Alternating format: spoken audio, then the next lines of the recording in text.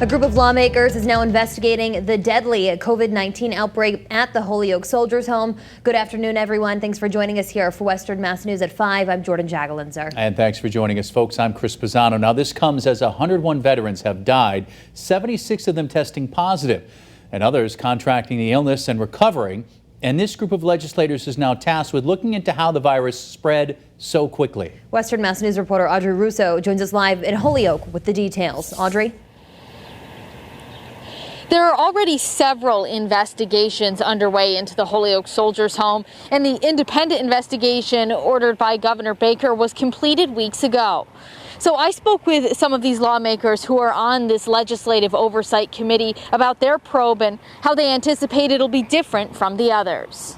There was not a dry eye there. State Senator John Vilas has already begun listening sessions with the families of the vets who died in the COVID-19 outbreak at the Holyoke Soldiers Home. Vilas is part of a 17-member legislative committee tasked with investigating the deadly outbreak, considered one of the worst at a long-term care facility in the country. There was a D-Day survivor.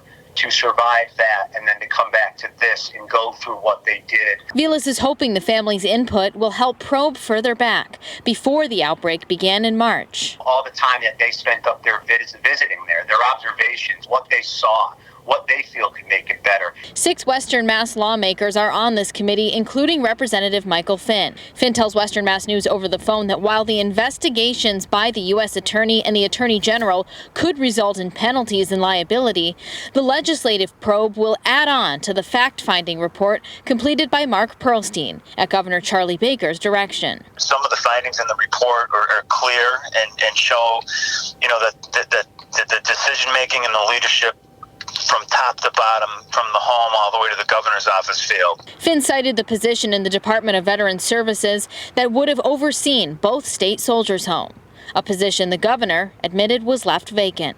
They never filled it, so they never asked for money to fund it. Another senator on the legislative committee, James Welch, says the legislature usually funded the home, giving the facility what was requested.